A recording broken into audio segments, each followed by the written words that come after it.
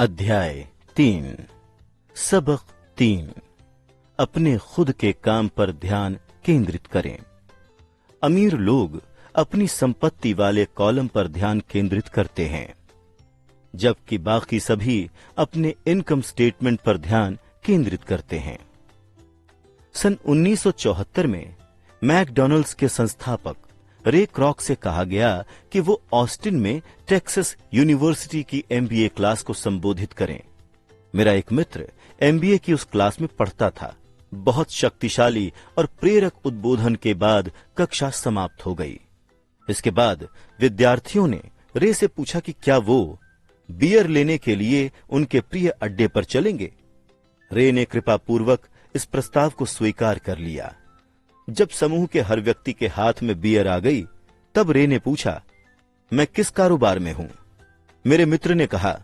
यह सुनकर हर कोई हंसने लगा। एमबीए के ज्यादातर विद्यार्थियों ने सोचा कि रे ये सवाल मजाक में पूछ रहे हैं। किसी ने जवाब नहीं दिया, इसलिए रे ने दोबारा पूछा, तुम्हें क्या लगता है कि मैं किस कारोबार में हूं? विद्यार्थी एक बार फिर हंस दिए और आखिर एक बहादुर लड़के ने जोर से कहा, रे, दुनिया में ऐसा कौन है जो ये नहीं जानता कि आप हैमबर्गर बिजनेस में हैं? रे मुस्कुराए। मुझे मालूम था कि तुम लोग यही कहोगे। वो ठहरे और फिर उन्होंने जल्दी से आगे जोड़ दिया, देवियों और सज्जनों, मैं हैमबर्गर के कारोबार में नहीं हूं। मेरा कारोबार तो रियल एस्टेट का है। जैसा मेरे मित्र ने बताया, रे ने अपने दृष्टिकोण को काफी विस्तार से स्पष्ट किया। रे जानते थे कि बिजनेस प्लान में कारोबार का बुनियादी केंद्र हैमबर्गर फ्रेंचाइजी बेचने पर था, लेकिन उन्होंने हर फ्रेंचाइजी के स्थान पर से नजर नहीं हटाई। वो जानते थे कि हर फ्रेंचाइजी की सफलता में जमीन और इसका स्थान सबसे महत्वपूर्ण घटक थे। बुनियादी तौर पर जो व्यक्ति रे क्रॉक की कंपनी की फ्रेंचाइजी खरीद रहा था, वो उसके नीचे की जमीन भी खरीद रहा था। आज मैकडॉनल्ड्स संसार में रियल एस्टेट का सबसे बड़ा मालिक है, जिसके पास कैथोलिक चर्च से भी ज्यादा भूमि है। मैकडॉनल्ड्स के पास अमेरिका और पूरे संसार के सबसे मूल्यवान चौराहे तथा नुक्कड़ हैं। मेरा मित्र इसे अपने जीवन के सबसे महत्वपूर्ण सबकों में से एक मानता है। आज वो कार धोने वाले गैराज का मालिक है, लेकिन उसका कारोबार उन गैराजों के नीचे की जमीन है। पहले आपने देखा कि रेखा चित्रों के माध्यम से हमने बताया था कि ज्यादातर लोग खुद को छोड़कर बाकी सभी के लिए मेहनत करते हैं। वो सबसे पहले तो कंपनी के मालिकों के लिए मेहनत करते हैं, फिर टैक्स के जरिए सरकार के लिए मेहनत करते हैं और अंत में बैंक के लिए मेहनत करते हैं, जो उनकी मॉर्गेज का मालिक है। जब मैं छोटा था तो हमारे आसपास मैकडॉनल्ड्स नहीं था, लेकिन मेरे अमीर डैडी ने माइक और मुझे वही सबक सिखाया जो रे क्रॉक ने टेक्सास यूनिवर्सिटी में बताया था। ये अमीरों का तीसरा रहस्य है। ये रहस्य है अपने खुद के काम पर ध्यान केंद्रित करें। पैसों की तंगी का प्रायः सबसे स्पष्ट कारण ये होता है कि लोग जिंदगी भर किसी दूसरे के लिए काम करते रहते हैं। इसीलिए बहुत से लोगों के पास जिंदगी भर काम करने के बाद भी दिखाने के लिए कुछ नहीं बचता। हमारे वर्तमान शिक्षा तंत्र का मूल उद्देश्य अकादमिक योग्यताएं विकसित करके अच्छी नौकरियां दिलाना है। पूरा शिक्षा तंत्र बच्चों को इसी के लिए तैयार करने पर ध्यान केंद्रित करता है। उनका जीवन उनके वेतन या जैसा पहले बताया जा चुका है, उनके आय वाले कॉलम के इर्द गिर्द घूमेगा। कई छात्र इंजीनियर, वैज्ञानिक, रसोइये, पुलिस ऑफिसर, चित्रकार, लेखक आदि बनने के लिए आगे पढ़ाई करेंगे। ये पेशेवर योग्यताएं उन्हें नौकरी पाने और पैसे के लिए काम करने की अतिरिक्त काबिलियत मुहैया कराती हैं।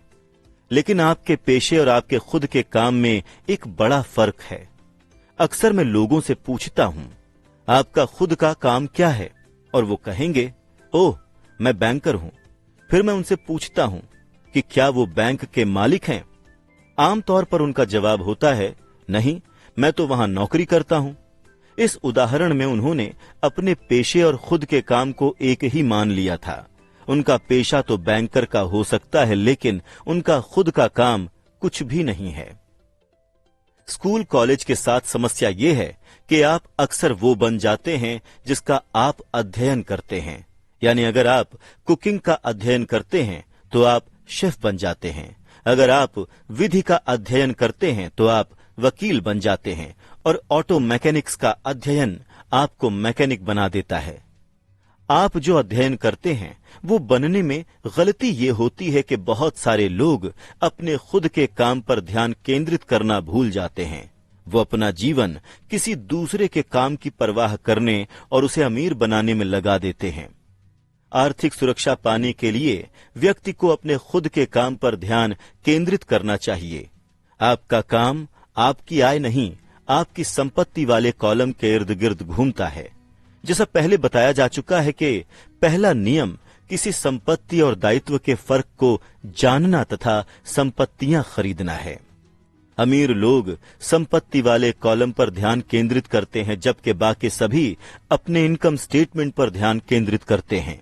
इसीलिए हम अक्सर इस तरह की बातें सुनते हैं, मुझे वेतन वृद्धि की जरूरत है, काश मुझे प्रमोशन मिल जाए, मैं थोड़ा और प्रशिक्षण लेने के लिए कॉलेज जा रहा हूं ताकि मुझे ज्यादा अच्छी नौकरी मिल सके, मैं ओवर टाइम करने वाला हूं, शायद मुझे कोई दूसरी नौकरी कर लेनी चाहिए।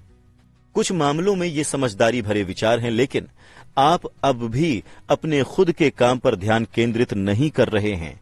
ये विचार अब भी आय वाले कॉलम पर ध्यान केंद्रित करते हैं और किसी व्यक्ति को आर्थिक दृष्टि से ज्यादा सुरक्षित तभी बनाएंगे जब इस अतिरिक्त पैसे का इस्तेमाल आमदनी देने वाली संपत्तियां खरीदने के लिए किया जाए। बहुसंख्यक गरीब और मध्यम वर्गीय लोग आर्थिक क्षेत्र में रूढ़िवादी होते हैं, जिसका मतलब है मैं जोखिम लेने में समर्थ नहीं हूं।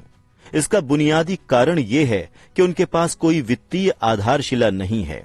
उन्हें अपनी नौकरियों से चिपके रहना है और खेल को सुरक्षित तरीके से खेलना है।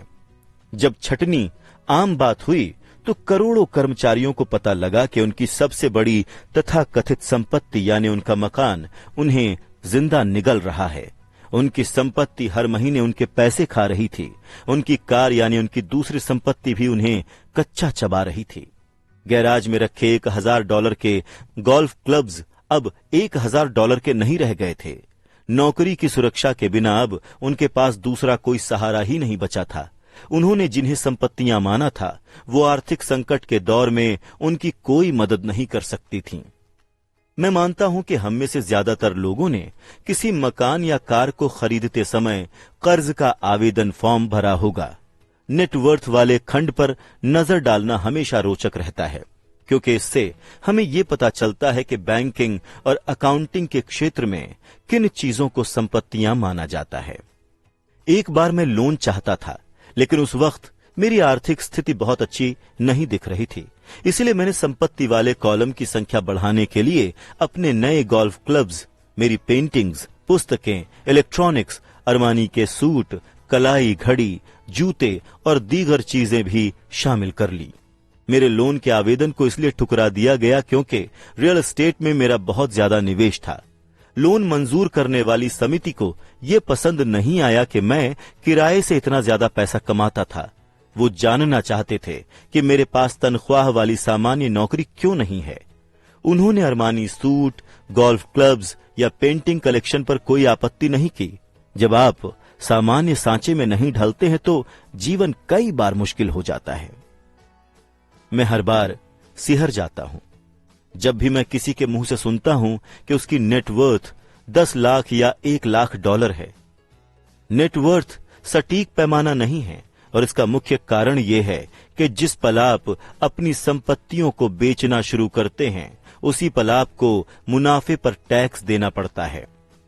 आय कम होने पर बहुत सारे लोग गहरी आर्थिक परेशानी में फंस जाते हैं। पैसे जुटाने के लिए वो अपनी संपत्तियां बेचते हैं, लेकिन उनकी व्यक्तिगत संपत्तियां आमतौर पर उनकी बैलेंस शीट में दर्ज राशि से बहुत कम में बिकती हैं। दूसरी ओर अगर संपत्तियां बेचने से मुनाफा हो जाए तो भी उस पर टैक्स लगता है, यानी एक बार फिर सरकार अपना हिस्सा ले लेती है और कर्ज से बाहर निकलने के लिए जुटाई जाने वाली राशि को कम कर देती है। इसीलिए मैं कहता हूं कि किसी की नेटवर्थ अक्सर उसके अनुमान से कम होती है। अपने खुद के काम पर ध्यान केंद्रित करना शुरू करें। दिन की नौकरी करते रहें, लेकिन असली संपत्तियां भी खरीदना शुरू करें। ऐसे दायित्व या निजी सामान न खरीदें जिन्हें एक बार घर लाने के बाद उनका मूल्य कम हो जाए। जिस पल आप किसी नई कार को शोरूम से चलाकर बाहर लाते हैं, उसकी कीमत लगभग 25% कम हो जाती है।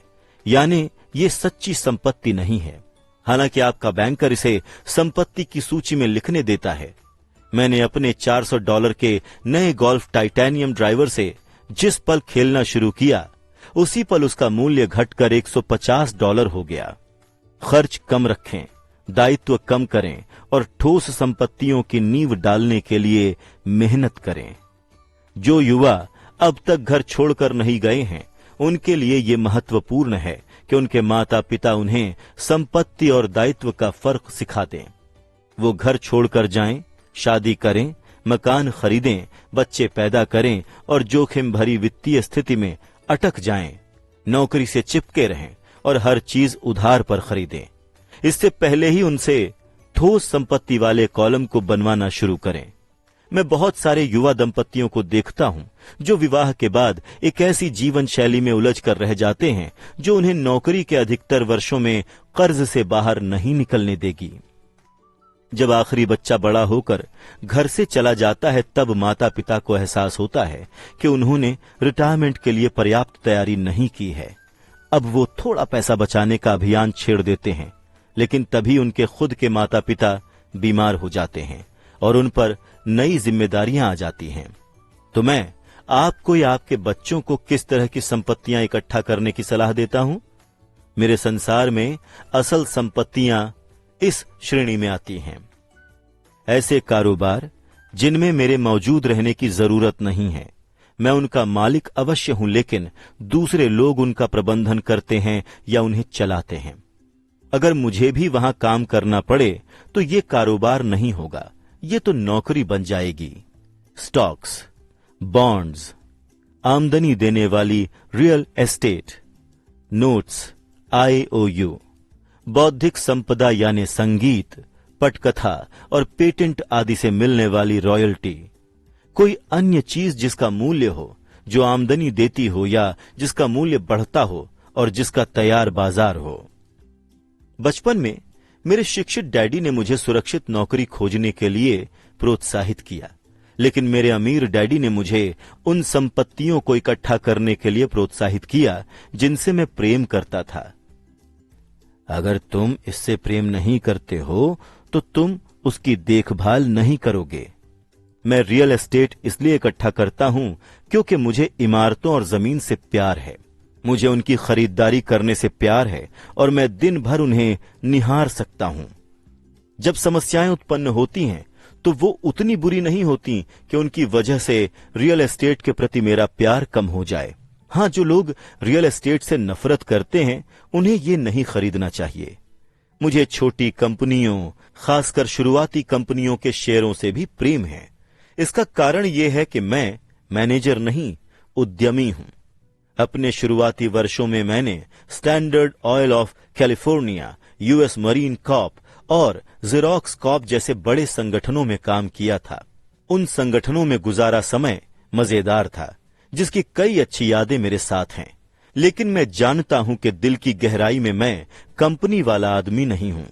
मुझे कंपनियां शुरू करना पसंद है, उन्हें चलाना नहीं। इसीलिए मैं आमतौर पर छोटी कंपनियों के शेयर खरीदता हूं। कई बार मैं खुद भी कंपनी खड़ी करके उसे सार्वजनिक करता हूं। नए शेयर जारी करने से भारी दौलत मिलती है और मुझे इस खेल से प्रेम है।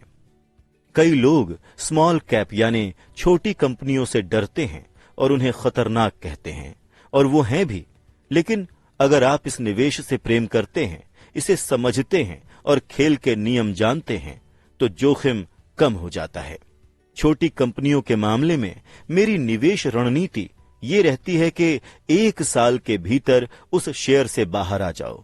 दूसरी तरफ रियल एस्टेट के क्षेत्र में मेरी रणनीति ये है कि छोटी शुरुआत करो और उसे बेचकर ज्यादा बड़ी जायदाद खरीदो, ताकि मुनाफे पर टैक्स तुरंत न चुकाना पड़े।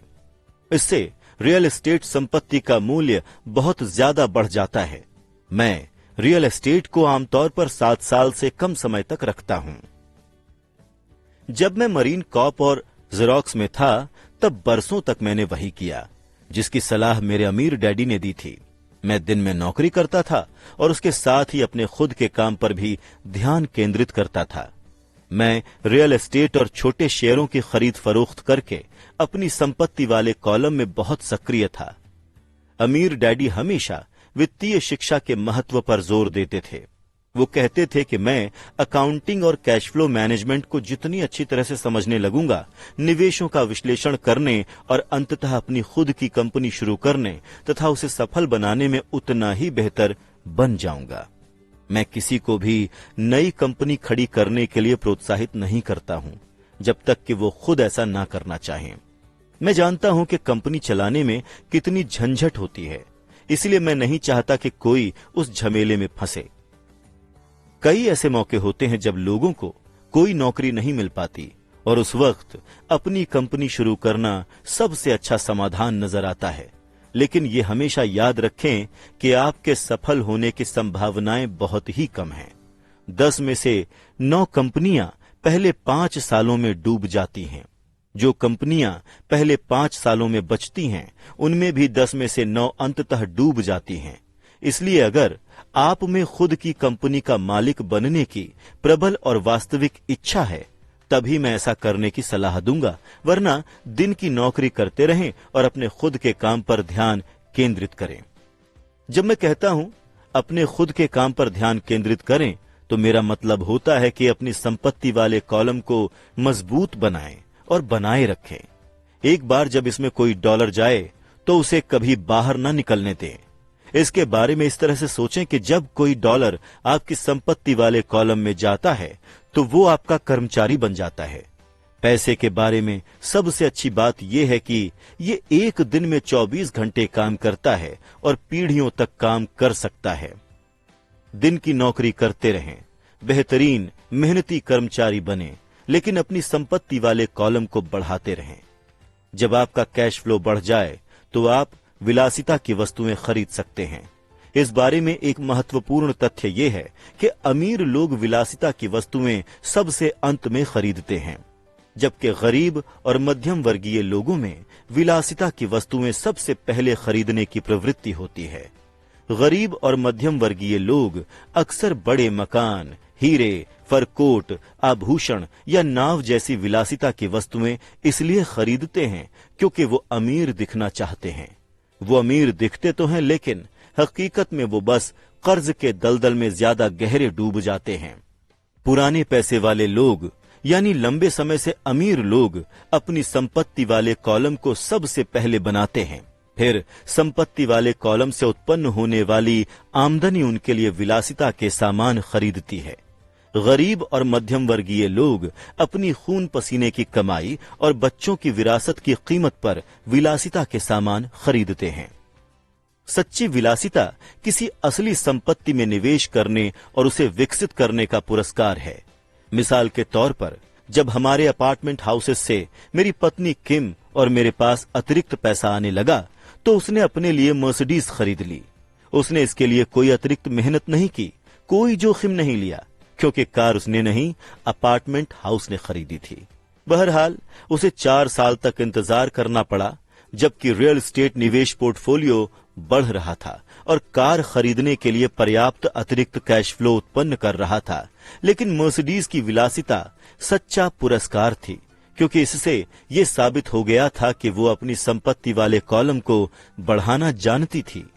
अब वो कार उसके लिए सिर्फ एक सुंदर कार ही नहीं है, ये उससे ज्यादा मायने रखती है। इसका मतलब है कि उसने अपनी वित्तीय बुद्धि का उपयोग करके इसे खरीदा है। इसके बजाय अधिकतर लोग भावावेग में नई कार या विलासिता की कोई अन्य वस्तु कर्ज पर खरीद लेते हैं।